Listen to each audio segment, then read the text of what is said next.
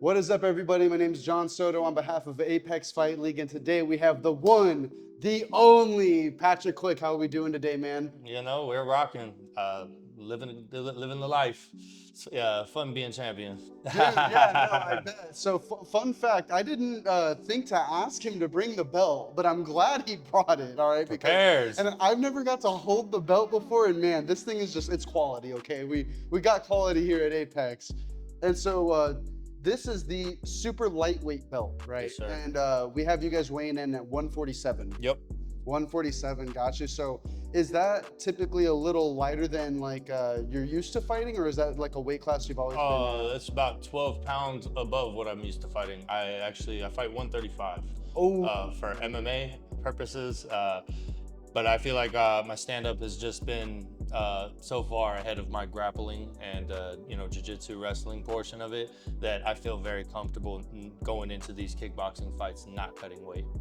So I only have to drop a few pounds so I can make weight on the moment's notice. oh no, for sure. So I would imagine fighting at 147, you feel like more energized, I would I would think. I would think so too. Yeah, that 135 cut is it's no joke. It's definitely me cutting some weight. Sheesh, dude, I couldn't imagine that. But I've never missed weight. And I made 135 6 times. So I can comfortably make that on 2 weeks notice. Just curious. You don't have to answer if you don't want to, but what do you normally walk around at? Uh, 150-ish range. Oh, okay, gotcha. So the 147 is just like a few pounds for you. It's Yep. nothing too Yeah. crazy. Honestly, like after diet and everything, I usually don't lose more than like 3 pounds Oh, for my cut. So I wouldn't consider that a cut. oh, okay. So this is like your natural, like kind of like your natural weight. Yep. Yep. Okay, gotcha, gotcha. No, that's very interesting. I'm used to fighters like typically when they're cutting weight, it's like a ridiculous I like. feel like MMA definitely makes that habit a little more hard to break, I guess you will. Just the way it is. The weight classes are, more distant too, so that makes it harder. And sometimes you do hear about those people cutting weight, and I'm not trying to fight a 180-pound dude at 145. I I can just only imagine. right, yeah. So I like to protect my brain as much as possible, and the guys in the lower divisions don't hit as hard, so smaller gloves for MMA. My brain is the top priority. Honestly, this is something I do on the side for fun, and if I can do a lottery ticket winning off of it, then that's fucking awesome. But for the most part, this is something I do on the side. Dang, dude. So just curious, like what was fighting the first sport you ever started off with? That's your water, by the way. Oh yeah, I appreciate you, my man. Just in case you're thirsty. From the glaciers of Icelandia, right there, primo. Yeah, so I did karate in second grade.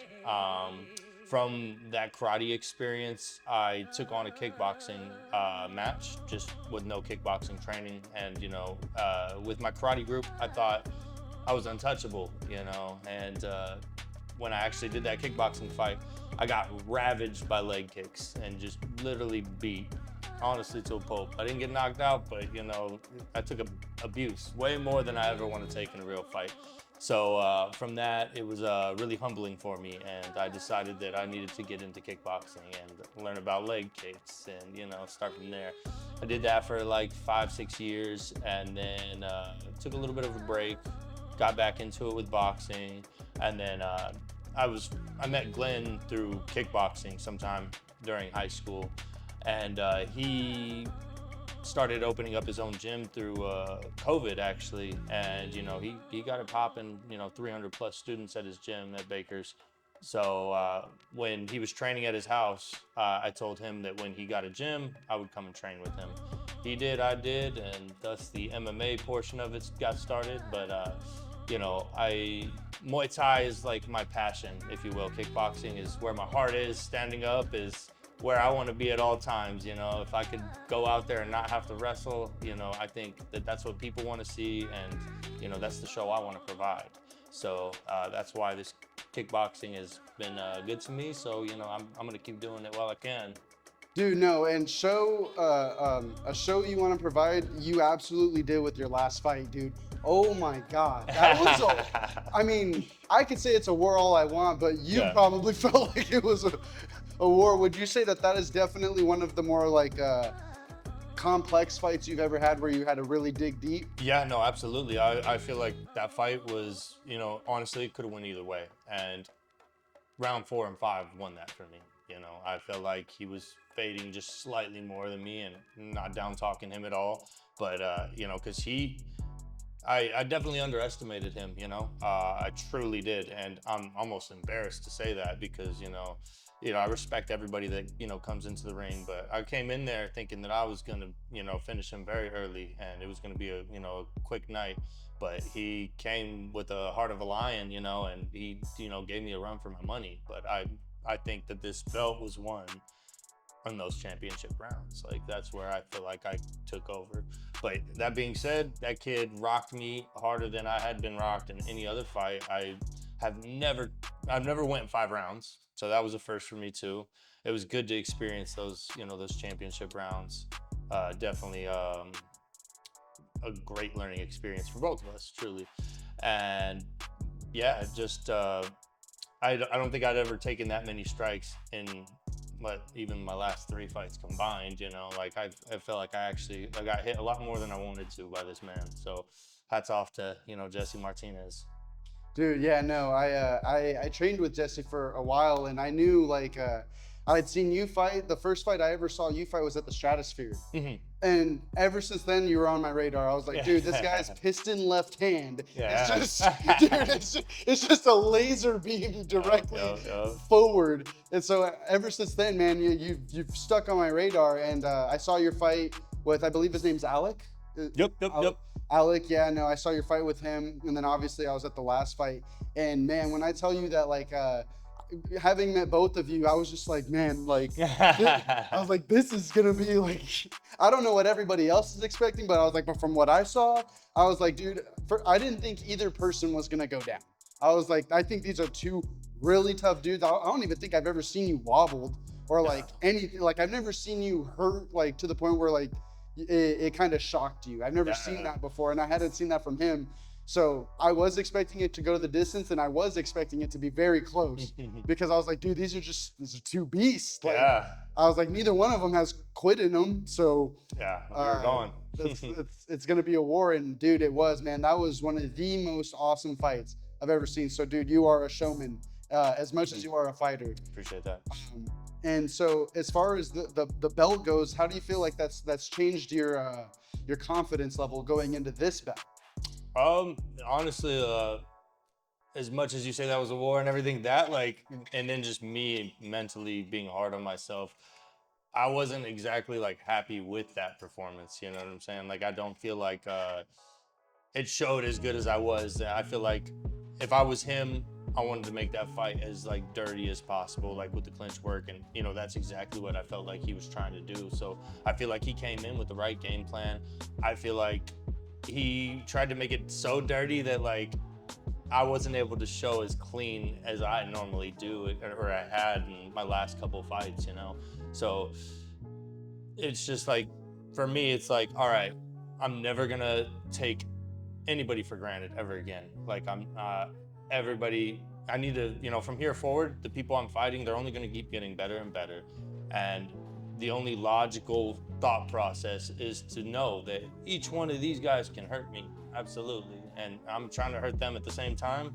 And I just need to be a little bit better about making it my game, because I feel like I was fighting his fight a little bit more than I would have liked to. So I'm hard on myself in that sense. And I just feel like we're not going to overlook that. We're training to, not be as lazy with my hands. Like, just where we can build from, that's where I'm at. I don't think it made me more confident or not, but it's just like, all right, this is what we saw from this fight.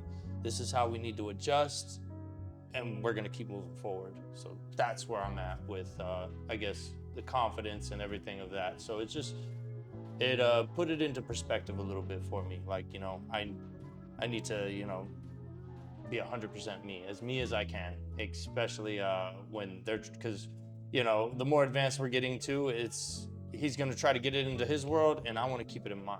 And that was something that I guess I just want to work on from here to there next fight. No, hey, brilliantly said, if I'm saying that correct. As far as just everything besides fighting, just getting to know you, tell us a little bit about your life, where you're from, that kind of a thing. Yeah. Born and raised in Phoenix.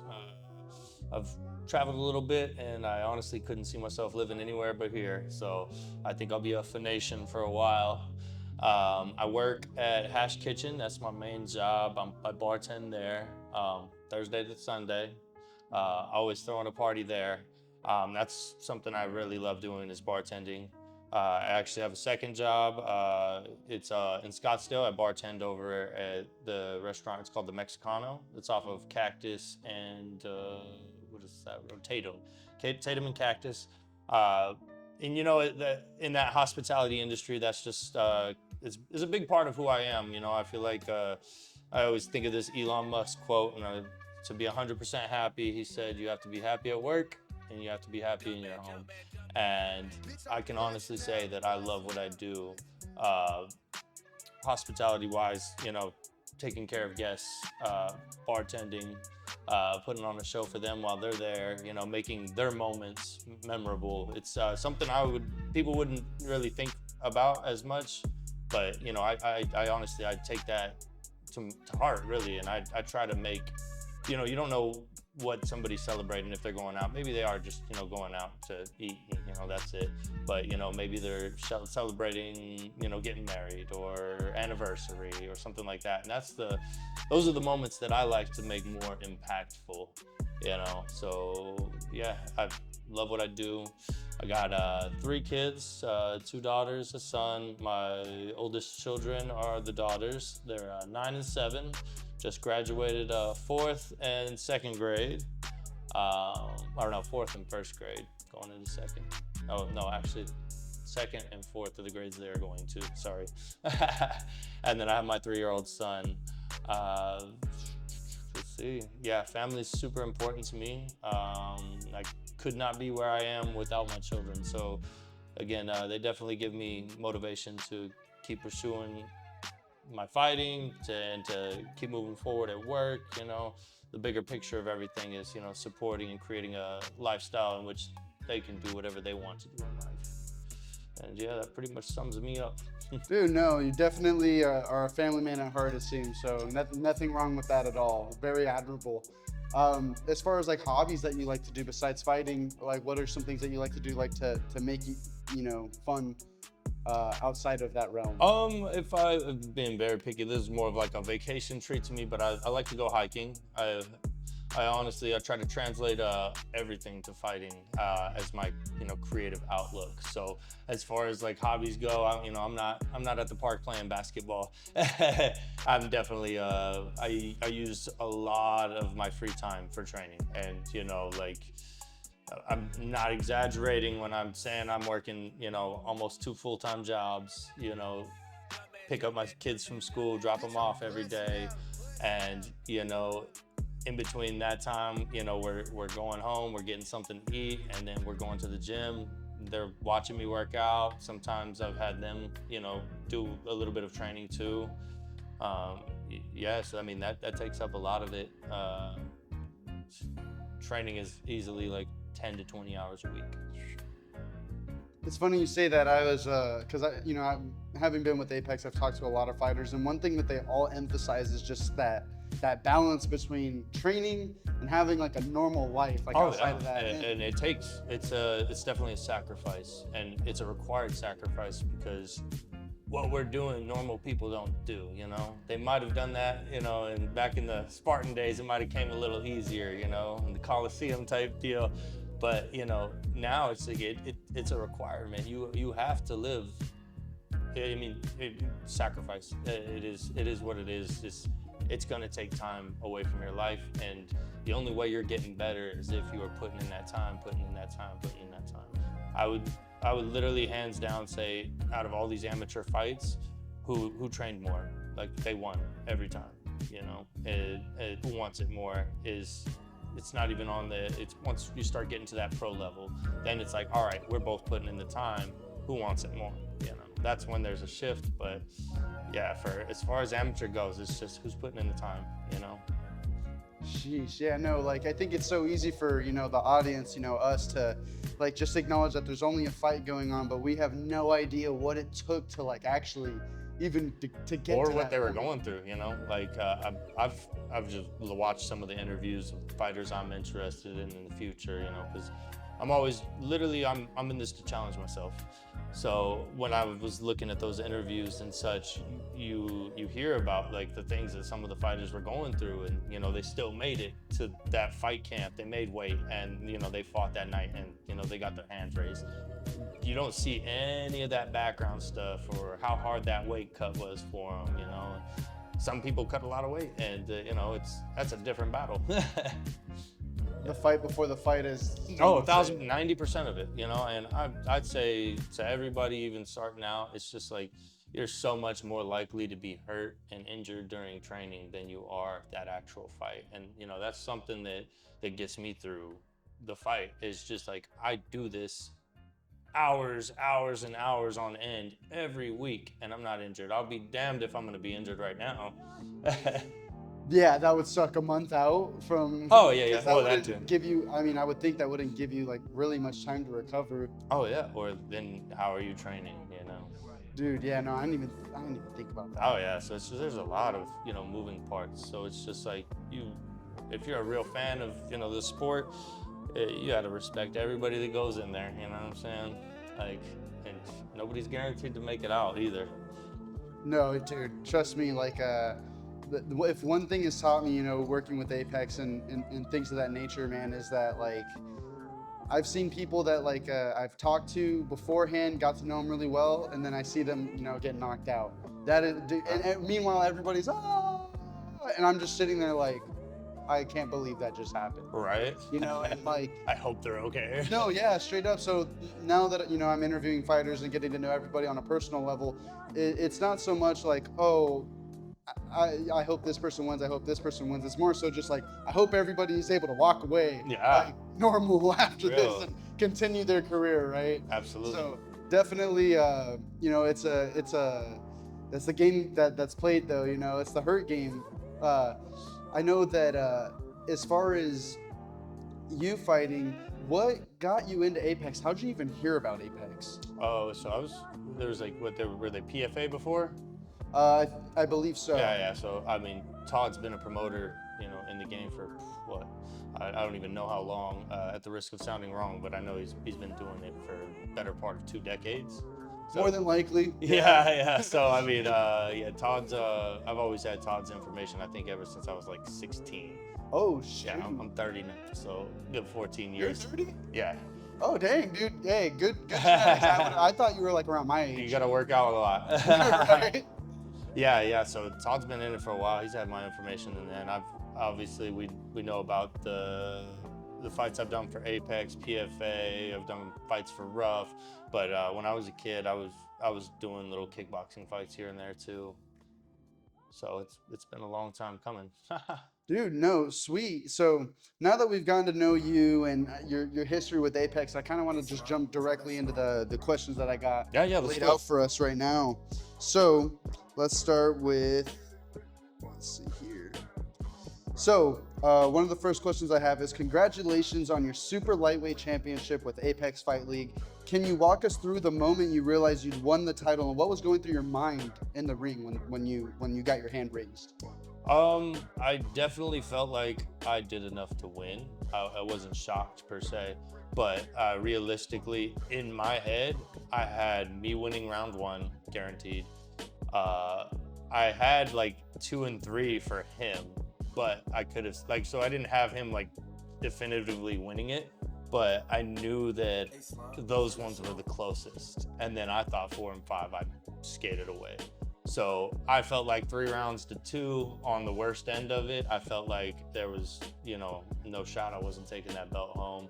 If you look at the end of the fight, the last seconds the bell rings, my hands were up and I was ready to go 3 more rounds, you know. He went to his corner and was down, and not down talking him at all. What we did was insane. We fought for 10 whole minutes, you know? Like, yeah, dude. So, and we both took a beating, honestly. Like, he exposed like little holes in my game. I think I exposed some in his game, you know? So I felt like, you know, we definitely both came out better fighters for sure. But yeah, I felt like it was awesome. You know, I felt like it was a full circle moment. I feel like I've been with Glenn for a long time. I've known him since I was like 16. Just recently started working with him heavy, the last, 5-6 years.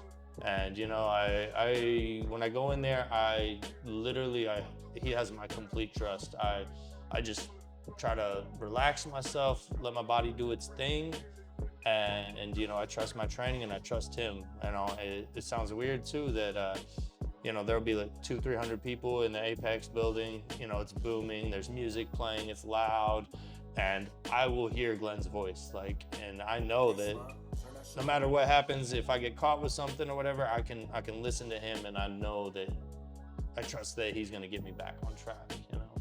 For sure, yeah. As far as what was I about to say? I literally was like cooking it up. Oh, so had you been training your whole fight camp for a 5 round, or? So I mean, we don't really. So how we do it at Baker's is, you know, we don't really leave fight camp. We're very consistent. Like the day after, or no, not the day after, because it was Saturday. I was back training that Monday. Yeah. Oh, yeah. geez. So I didn't even take. Sometimes I'll take a week off. You know, spend a little family time. And I think I didn't work out a full week, but I was still back in the gym. You know, we're ready to show the belt off. You know, very excited. And like, to me, it was like when I won the belt, it wasn't like I won the belt. You know what I'm saying? Like, this is the biggest team sport in the world, and you know, all of the people at the gym, I felt like it was just like it was a gym win. You know, like, yeah. So, but yeah, I mean, we trained to go. We trained to, obviously, because you know, we fight for what, an hour, 2 hours at a time, and that's not crazy, even though we'll never fight that. So it's just like we're always preparing for more.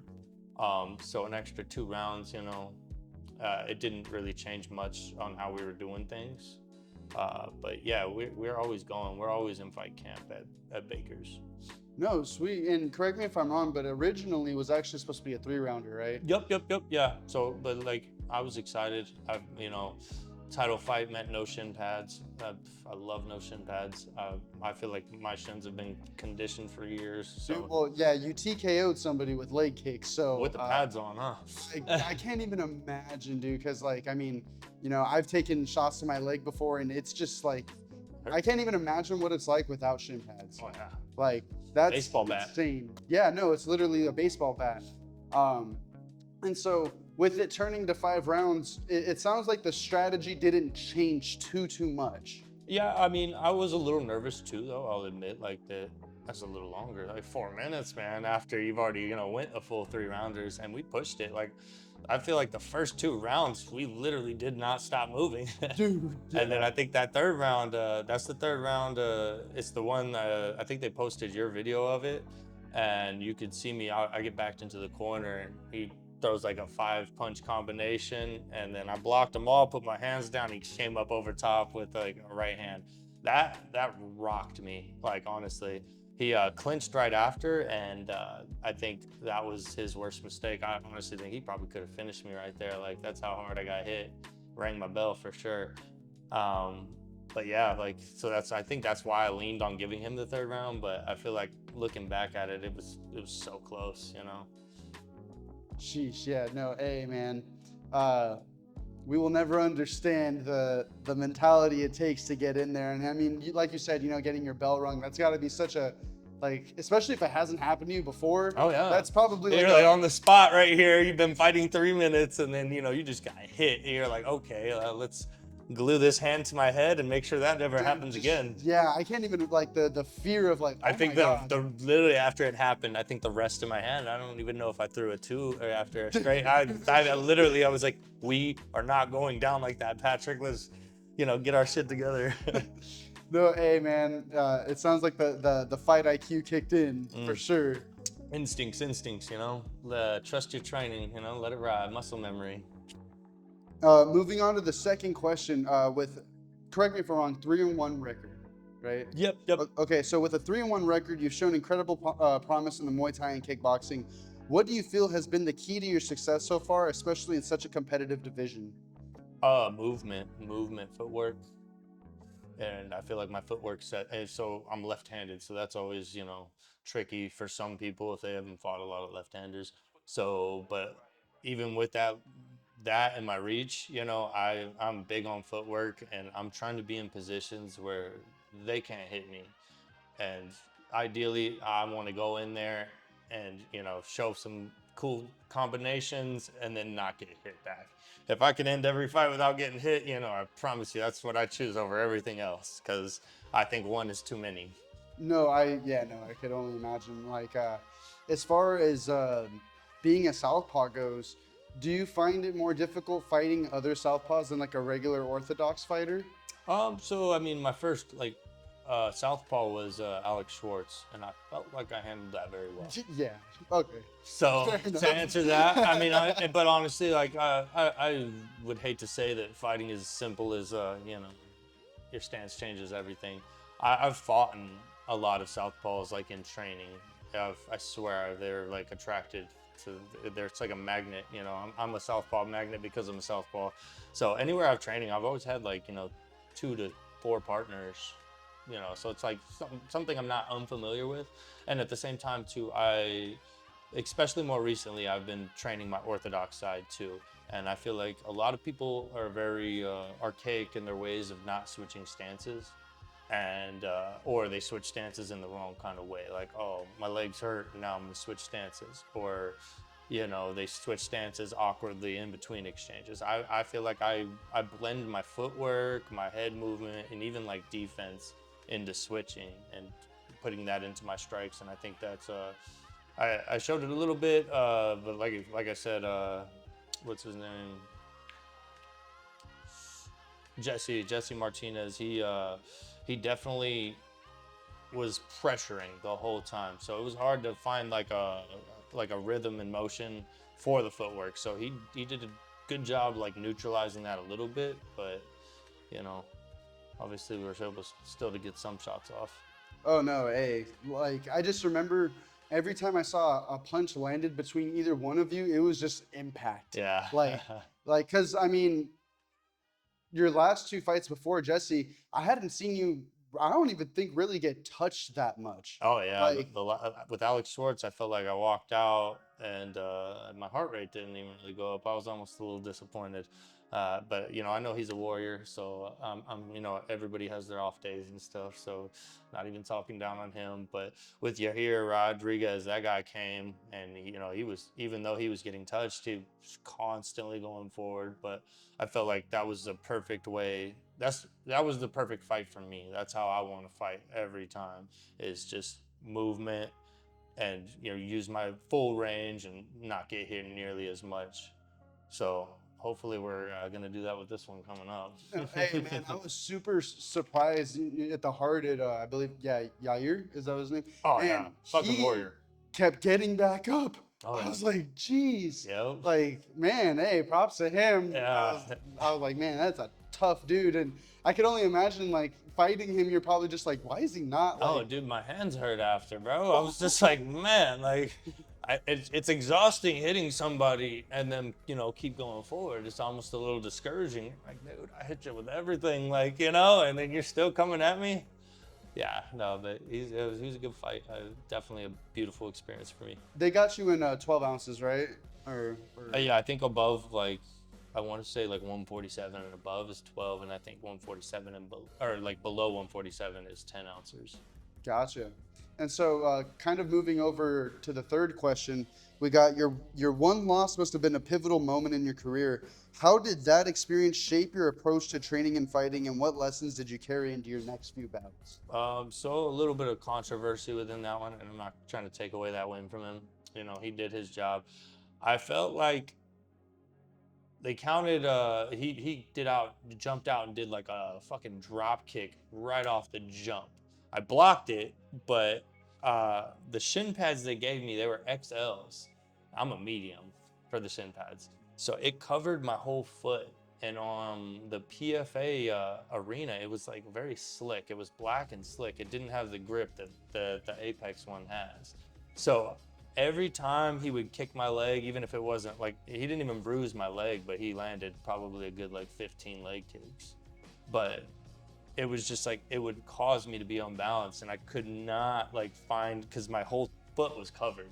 So I could not, and I didn't realize that it was a problem because we didn't have rooms. So I was warming up outside on the asphalt, like it was like paved concrete, similar to outside right here, and it was gripping very well. But then when I get into the arena, it's like I'm slipping and sliding. So it is what it is. It was frustrating. But I mean, we're not using shin pads anymore. From here on out, my championship fights. So if even I don't want to use that as an excuse, but it definitely affected my movement. Gotcha. And I know the calf kick game is strong with you. I don't think I've seen you throw too many head kicks though. Am I wrong or Yeah, when people are disciplined with their hands, I try not to throw them too much. It just puts you in an off position. to get caught? Yeah, but I've landed a good head kick in every fight. Most of the photographers have gotten them too. I didn't land a clean one on Jesse per se. Didn't I did land one on Alex Schwartz. I was throwing like I was just using the head kick for Jesse like kind of as a jab in the first I think 1 or 2 rounds. I don't know if I threw one in the second round, but I know it snapped. I know it hurt like the arm. Like even like Jesse's kicks to my arm. Like dude, this bruise the whole thing took like a week and a half to heal after. Yeah, no, a lot of people don't know that just blocking a kick Yeah. Because is he was pretty quick with his kicks, Jesse. So I didn't have the time to, hit that the other hand. So it was just one arm taking it, and yeah, I a lot of probably, spinning stuff he threw too. yeah, that was a little mean. Yeah, no, I definitely that was one thing I caught was I was like, man, I know that the calf kick is strong, but I was like, I think I've only seen him maybe throw a head kick like too far. But no, now that you mention if somebody's really good with their hands, yeah, no, because Yeah. even I've gone to throw a head kick at somebody, and dude, they just throw a straight right, boom, right Yup, down the yup. middle, right down the middle, and dude, Oh you, yeah, you and just get then knocked down. yeah, he was so forward. It was hard to find my base to have that kick, the base and the distance. He did not give me a lot of space, and I feel like for him, he didn't want to give me any space, and for me, I want the space for my style of fighting versus his. So literally, just styles. But yeah, that Apex ring is very small, so it definitely is not an advantage for the movement-based fighting. But it's good work all around. I can't complain there. So you mentioned it earlier that Jesse was trying to make it like a dirty fight. Do you think he was trying to make it into like a more of a in the pocket kind of style Yeah, of yeah, a that's brawl? what I mean by dirty. I don't mean like dirty like negatively. I mean No, I know what you mean, but like, were you prepared for that kind of like in the pocket, like just I it's thought I would have a lot more space than he gave me. I can say that for sure. gotcha. Yeah, I was expecting to be able to dance around a lot more, pick my shots, and I feel like majority of my shots came when he had to come in, because I wasn't able. He didn't let me pick him apart as much. I think his corner guy, Joshua Padilla, I think was in his corner. He's got a good fight IQ for sure. I can tell that. He had a lot of good feedback. I don't usually hear a lot of like outside voices, but I heard his, and he was always giving good advice. Like I think one of the reasons mentally I stepped away from that head kick after the first 2 rounds is because I was throwing calf, and then I was trying to fake calf, go high, and he called me out on it. He's like, "That's a setup," and I was just like, "You know what? I don't even want to go from that anymore." I'm like, I'm gonna imagine that Jesse heard that, and I'm like, now I have to completely start from scratch. I have to build my chess moves. I'm going to set something else up. I'm not even going to give him the opportunity to get a heavy counter on me because Joshua saw that. You know what I'm saying? Like that was one moment where I was really in tune with everything that was going on. No, and you know what's crazy is I don't think a lot of like outside people that just watch the fights understand that when it comes to a fight, like not only do you have to be strong, not only do you have to be tough, but like so much like intelligence Yeah, goes into these fights. Like you were timing. talking about chess moves. Like that is a very big like thing, you know, and kind of like how, you know, Yeshua was able to kind of point those things out. As a fighter, when you're fighting, are you always trying to build like a essentially a pattern until you're Yeah, able to yeah, land that one thing? exactly. It's yeah, I'm building Tetris blocks, if you will, and if I can land like a jab to the body, then the next one I'm gonna fake it and go up top. So it's a very very strategic, and people don't realize that. But at the same time, you're trying to strategize. You also got him making moves that can counter that, or if he notices, sees it coming. So yeah, just try to disguise everything you're doing, and try to not let them know your next move. Gotcha. And moving on into our, I believe we're at our fourth question.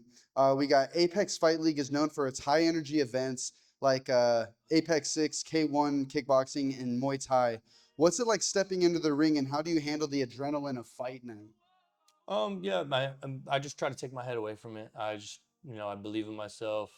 I try to just stay relaxed and let my body do what it does. I really try to hone into that moment, and I tune everybody out. I focus on the task at hand, and I make sure I'm in tune with Glenn. I mean, at that point, I just feel like all the work is done. Fight day is fun, So I just try to relax and show everybody what I've been working on in a sense, and at the same time try to come out without getting injured. I'd imagine that's a pretty big priority on the list there. Yes, Do, sir. do you have like Good a motivation, huh? right? Do you have a like a go-to song that like when you're getting your hands wrapped, you're just thinking of or playing in the background? I don't listen to music when I'm getting ready like a lot of people do. I just really try to like what I think I was actually in the crowd until fight 9. So Oh, yeah, fight 9, and then after fight, because I was actually watching Brennan, and I think they were fight 9, Brennan and the guy he fought. Tyler. Yep, Isla. Yeah, so I knew he was about my weight class, so I was looking forward to either one of them winning. Honestly, that would have been, if it was a good fight, then I was gonna be like, all right, let's fight him. But they just offered it. I didn't ask for him. But yeah, he won by leg kicks, and yeah, I was like, all right, he's got a solid record now. I think we're both what 4-1. We're both 3-1 or 4-1. 3-1. Yeah, yeah, yeah. Okay, so yeah, so we're both 3-1. He seems like a really solid dude. Honestly, I've stalked him a little bit, man, and he seems like a really good dude. I honestly I wish he was an asshole. It would be a lot easier to want to fight somebody like that. But yeah, no, I don't. I try not to look at it like that, and I'm just like, I'm just gonna try to make him better, and I hope he tries to make me better. And hopefully I get another one of these guys. Right. Would you say it's easier if there is a beef, or is it easier if there's like no hard feelings between it Well, all? so like I always want to be like the humble and peaceful martial artist, and if I could not have beef with anybody, I love that. But at the same time, like uh, if there is beef, definitely makes it a lot easier to put the pressure. There's a lot more motivation. But no, me, dude, I would always wish that my partner had the same mentality as me. Like, I don't want to hurt you, but I'm gonna do everything I can to. And at the same time, I hope that we both walk out of this and we fucking put on a show, dude. Like yeah, I don't want to see anybody really seriously injured from me ever. Yeah, it's just not who I am. I literally hope that everybody I fight grows and becomes a better fighter because they fought me. That would be my ultimate goal. Yeah, yeah. No, I mean, just curious. Has there ever been a beef in any fight you've ever had, or has So it like always been? with a couple of the MMA fights, I think people tried to make it more than it was, but nothing I would consider that it was beef in my head. The closest thing was this Jesse Martinez guy. I guess one of my coworkers, he bullied him in high school, so I was just like, "Oh, bro, like I'm gonna get this for you," but it was definitely not serious, and like they were in high school at the time. I'm like, That's 12 years ago. So I'm like, I'm sure that man is a different man now. I'm sure he's changed for the better, you know. He's still alive, he's still around, and yeah, I could only hope that he wouldn't be doing any shenanigans like that. But yeah, no, I think people who do kickboxing, who do martial arts, I feel like they generally gravitate towards being better people. Yeah, no, I mean, I think there's a huge stipulation around people, like those who don't watch martial arts, and then when they finally see fighters, like they might be a really mean person outside of the ring and this and the third. And it's like if you actually went to an MMA gym or a boxing gym, It's anything family. like that, they're like the nicest, Yep. most chill people. Like Yep. you would never even think they would choose a sport like Yeah, this. right. Like it's just it's a mind-boggling thing I think for them to acknowledge that Oh like yeah, it's hard we're to say. all, you know you guys are human too. Yeah, yeah, man. Love, peace. That's all we want. And moving on into the fifth question, Muay Thai is the art of 8 limbs for its use of fists, elbows, knees, shins. Which technique in your arsenal do you feel gives you the edge, and how do you develop it?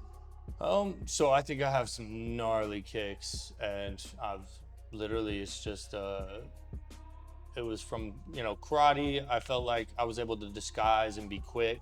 Kickboxing taught me power. MMA taught me footwork. So I think it's all like just a constant work. Honestly, working on the technique, adjusting, learning little things, adding little tricks to your arsenal. But yeah, I would not want to be kicked by me for sure. But at the same time, once we add those knees and elbows, knees to the head and elbows at all, we're gonna find a more dangerous Patrick, because those are things that I can very easily do, and those are off limits for amateurs. So it is what it is. We can only time will only tell if my elbows and knees make any kind of more of a difference than my kicks have. One thing I picked up from what you just said was you said that your footwork came from like an MMA base, right? Yeah. So was that to like avoid takedowns and like how did 1,000%. Oh, 1,000%. Yeah, no. Me as a fighter, I know my stand-up it's better than a lot of people out there. It's better than a lot of 135ers. I would, even go as far as to say that, standing up, I could take on some pros. But when it comes to the grappling portion, I probably would get ragdolled by them. And then that, I feel like that, if I was fighting me, take that guy down. Take him down, hold him, and, or make the fight dirty. Like, get inside and don't give me space, because I feel like once I have the space, it's my world. And after you start getting touched up, like, you start thinking differently. When you're rocked, you go into like a survival mode, and then strategy almost goes out of the window. So I feel like I want that space, I want that distance. So MMA definitely expanded that in the sense of don't get taken down, Patrick. Don't let them grab you. So, but yeah, so it's translated to kickboxing pretty nicely. Gotcha. Have you ever just tried standing up? Yeah, I'm just kidding. I was I'm like, kidding. oh, I'm bruh. sure you've seen that. Bro, before. oh, for sure. Like, why doesn't he I just was stand like, up? oh man, I don't see this guy. I had to throw it out there. That was good. No, because like even training at Siege for 4 years, one thing that I always did more like MMA more so than like kickboxing and this, that, and the third. But I always prioritize just going wherever they're weakest, right? So Yeah. like I'm like, man, if I ever were to compete in MMA, dude, I'm telling you right now, if I see that dude is a kickboxer, I want no part of Yeah, that. why dude. do I want us to be in his world? Exactly, and dude, and if I know that he's a wrestler, we're not going to the ground. Yeah. So Unless I get him down, right? no, so it really plays in the fact that you're aware of your strengths, right? You're aware of like where you're not as strong. So if you can tailor the fight into the way that you want it to go, then why not? All day. All day, All day. right? Less risk. Less risk. Hey, yeah, no, 100%. And like people don't understand, like yeah, it sucks to get punched, it sucks to get kicked, all those things hurt, but grappling is very stressful on the body Fatiguing. as Oh, for sure. well. You're using all those muscles. Dude, every single one of them. And so, would you say that kickboxing is more so the path in your fighting career that you would like to go for? Yeah, I mean, there's lots of stuff, especially coming out, like like the karate combat stuff. Like, Dude, that would be killer to see you. why couldn't I do that, right? And I'm like, I see them fighting, and I'm just like, oof, I'm not far, I'm not far from it. Dude, not at all, man. Yeah, so it's like, yeah, that it's definitely a look. I'll definitely probably get out into an MMA fight or two this year. Oh, no way. Because yeah, ideally, I would like to win a couple more belts, maybe even in a couple. Or ideally, I would love to just stay with Apex and then find me just better and better fighters and just build me that way. That's the highest goal that I would love, especially this year. I'm like, we're doing a fight June, is it? Yeah, it's June June 21st. next month. And then like there's another one in August. Like, if I win that belt, I'm on it. I mean, I'm probably on it either way, even if I lose. But I don't see me being injured enough to be off in August. So August coming, I'm gonna be a part of that too, and I just hope that they can just keep finding me people that make sense for me. No, 100%, man. If there's one thing I've seen, with your career within Apex is with each fight, it seems like they found a opponent that's significantly a step up. Yeah. I can only hope for this one.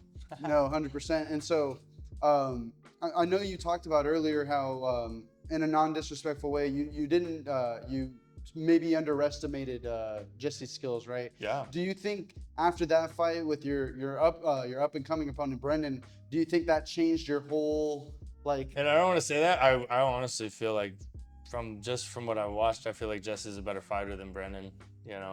And not to talk shit, but I feel comfortable going into this one against him. That's all. I'll talk about. Without blasting the man.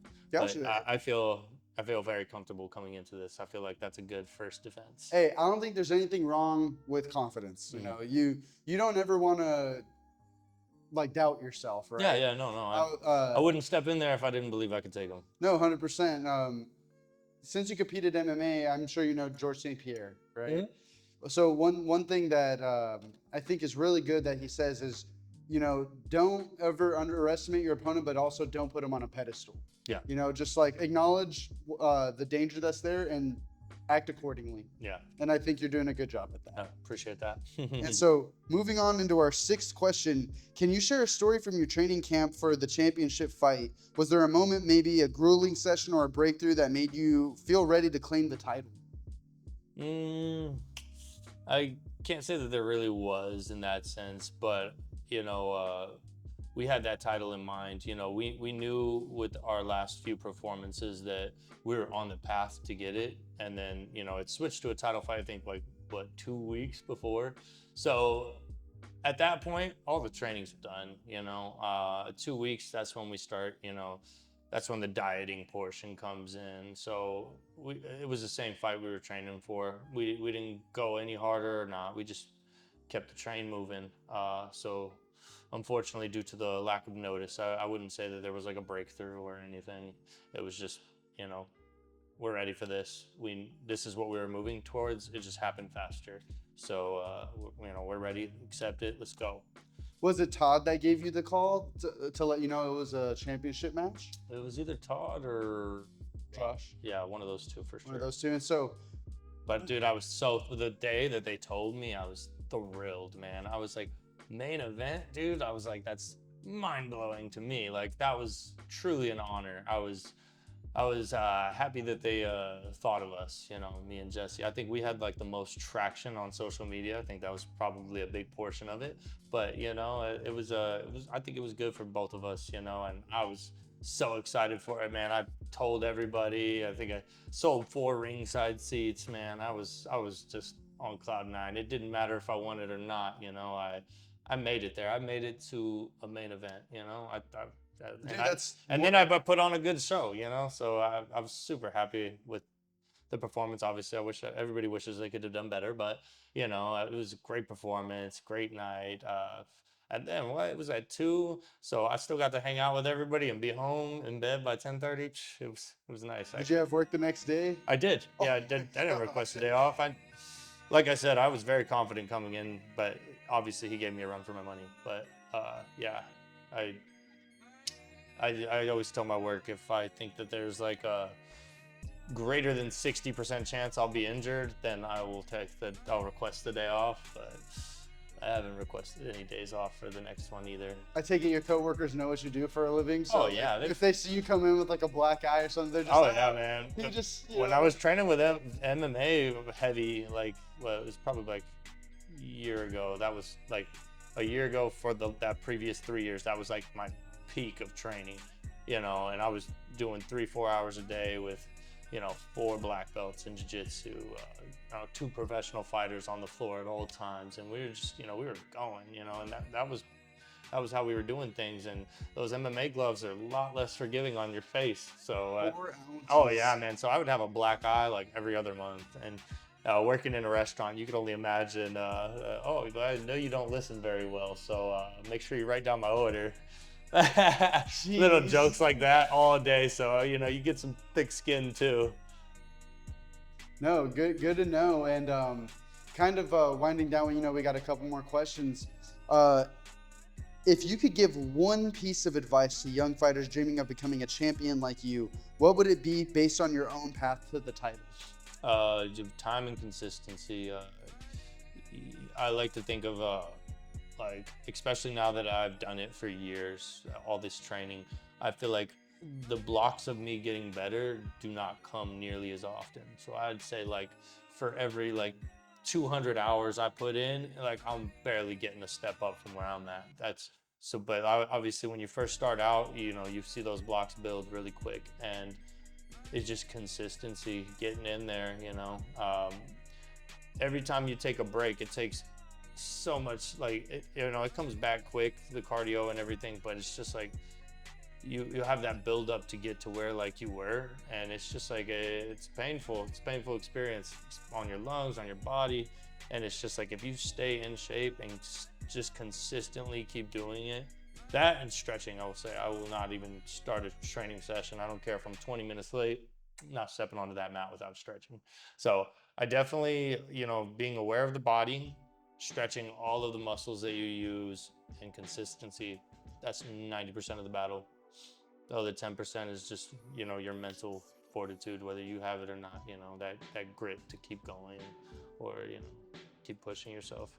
So those 3 things is honestly, I'd say, the formula for success in a career, in anything, honestly, but particularly contact sports. You need that time, that dedication. If you don't have the consistency, your results will not be as fruitful. Well said. Really well said, man. No, thank you for that advice. Going to our last question, what is next for Patrick Quick? Are you eyeing a title defense, a step up to a bigger stage, or maybe even exploring other disciplines like MMA down the line? Yeah. So honestly, all of that. I would like we're gonna hopefully collect another Apex belt on the 21st. And then from there, for the kickboxing portion, I just want to keep fighting better people. So wherever that opportunity presents itself, in order to challenge myself, that's where I'll be. I think I'm planning on going pro next year. MMA we're definitely gonna have to have a couple MMA fights before we hit that pro mark, because when you go pro in one, you go pro in all. So but I mean, I thoroughly enjoy fighting. It's a part of who I am, and I'm just gonna keep building Patrick as best as I can. And if I hit a lottery ticket of winning, then that's awesome. If not, I'm having fun and I'm staying in shape. Dude, sweet. Dude, this interview has been awesome. Oh, yeah. You are such a very well-spoken, dude, man. And I feel like every answer you've given is just such a genuine answer. And man, I can't wait to see you and Brendan Porter, man, go for broke on the 21st. Hell yeah. But beyond that, do you have anything else that you want to say to maybe anyone that's watching, and whether it be family, friends, or maybe other competitors? Oh yeah, man. Competitors, keep grinding. I'm looking forward to fighting the best of the best of the best every month. If there's an Apex event, catch me on it. I'm in this to win this. As far as family, all of my supporters, every win is everybody's win. It's my team, it's not me. So yeah, to the future. To the future. Well, Folks, thank you guys for tuning in. It's been Patrick Quick. Remember to be there at Bull Shooters. This is for Apex 6, I believe, and it'll be on the 21st of June. We cannot wait to see you guys. This is going to be an amazing fight. We hope you guys show up. Fight start at 2 p.m. Fight start at 2 p.m. You heard it from him. Alrighty, other than that, have a great day, guys.